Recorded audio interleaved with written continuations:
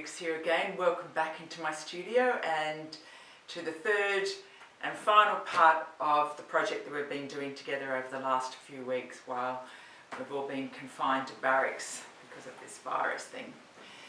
So hopefully you've all done your borders and you've done your life pictures about some aspects of your life and stories that we talked about in the last video. So today what we need to do is put it all together and finish it off. So you're going to need a piece of paper that's long and skinny, and you get a roll of paper like this and cut a length off. This is just some white cartridge paper or some black paper. Black paper is really nice to work on. It makes all your colours look really dramatic, and that's what I'm going to use today to show you the rest of the project. You can go down to the newsagents or to a stationery place, and you could, or an art shop if there's any open, and choose some of these kind of papers, like things that you use for projects. But you probably need to stick a couple of those together. Or you might just have some white cartridge paper, or butcher's paper is probably a little bit light, but if that's all you've got, that's fine. So I've chosen to use the black paper for this project to show you today. It's a little bit wide, so I've already just cut a length off and I've just sliced it up the middle and prepared one like this. So it's fairly long and skinny. And then what I'm going to do is just going to fold that over maybe 5 centimetres. Just do that really firmly. I'm going to put my cup of tea on that to weigh that end down. And a ruler here. The next thing you're going to do is just work out your borders, pop your borders around. Unlike you, I haven't actually painted mine, I've just cut these and coloured things out of some magazines just to show you. So I'm just going to lay them out. It's interesting because there's just so many things to hand that, you know, if you've got a creative mind, you can use all sorts of materials in your artwork.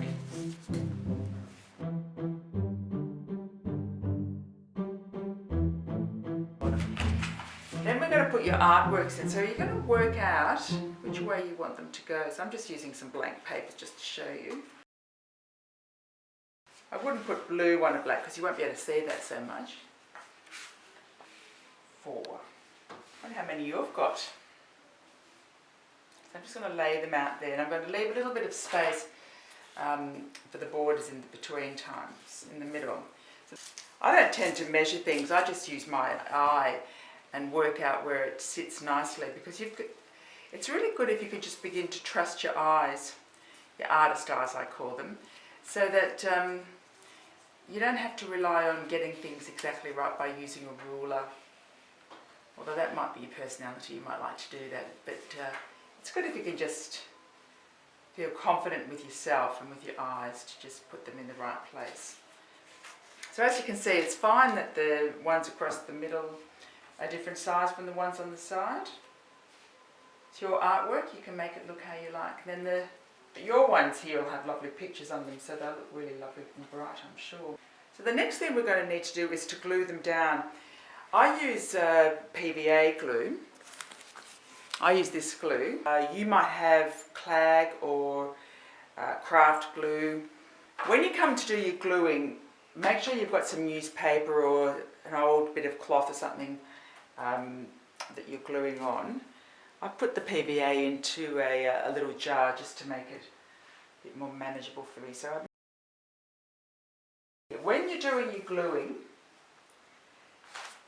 you need to glue the whole sheet of paper, not just around the edges, because if you do just around the edges, the paper bubbles up and dries unevenly, and it can look pretty ordinary. So pop them down there, and PVA's got a bit of wriggle room in it, so you can ease things into place, and just make sure that you pop things down nice and flat. Give yourself a bit of time to do that nicely. Just ends up with a better product if you just spend a bit of time to glue them down well. So just be careful when you glue the next one that you're not putting your piece on top of where that glue is from before. Otherwise you'll get glue on the surface and that's really annoying. So all over, just remember that step, all over with the glue. It's a bit of a mucky business, but never mind. And just pop that down there. Just again, you can just ease it into the place that you need it. It doesn't go on straight first go, you can just lift it and move it a little bit. Remembering just to flatten it down nicely so you get all those wrinkles out before they dry. Okay, so when you've probably done two, just fold that over, otherwise you're going to get glue on your surface here. So I'm just going to continue doing this. I'm going to do the border and then we'll get to this bit. So working with paper that's been rolled up can be quite frustrating until it's quite flat, so you might need to weigh that down. Someone gave me some chocolates for Easter, so I'm just going to use those. So we're just going to stick the last of those pictures on. Yours are pictures, mine are just blank pages at the moment. And just a reminder that when you're sticking, make sure you put the glue over the whole entire page. Not just around the edges, because that means the paper gets wet in some spaces and not in others, and it tends to crinkle with the PVA. I find it quite good if you put a bare bit on, because then if you need to move it a little bit to fit exactly where you want it on the page, it's got a bit of slip, and so it's easy just to guide it into place. So just popping it down there, just kind of using my eye to measure it and lining that up nicely. Get those chocolates out the way a bit. And very carefully making sure it's all stuck down evenly. And be careful if you haven't got glue on your fingers that you don't smear it all over your pictures. There we go. So that, so far, so good. And we remember we kept this little bit, because this is one way that we can hang it up. I'm turning it over, and I'm just going to put some glue down this edge here. Put some newspaper under that.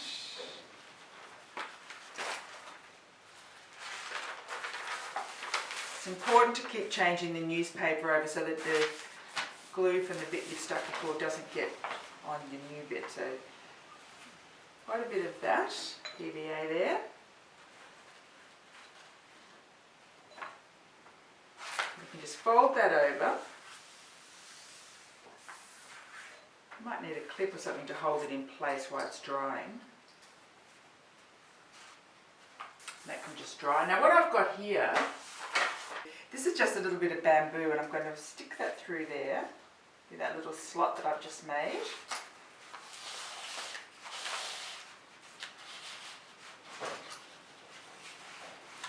And I've got a little bit of coloured ribbon here,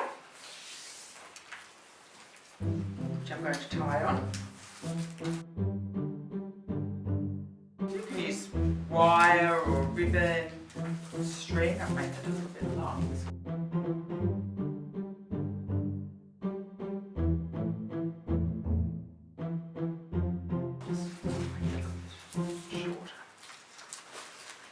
You can use the same colour paper, or you can use something else, a different colour. And make some little strips like this. Like that sort of bit off there, because it's a bit too long. So these are all the things you can do with your leftover birthday wrappings or Christmas wrappings. I'm just making a little loop, like a chain type of thing. Glue here. Down like those curtain tabs.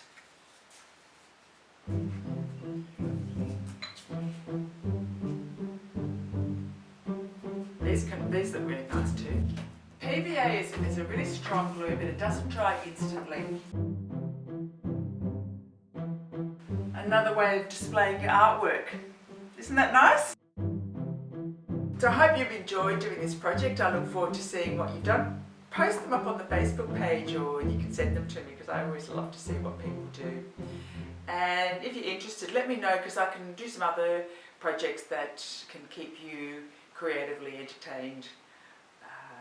Well, all the time, but especially while we're in our lockdown time. Okay, take care. See you.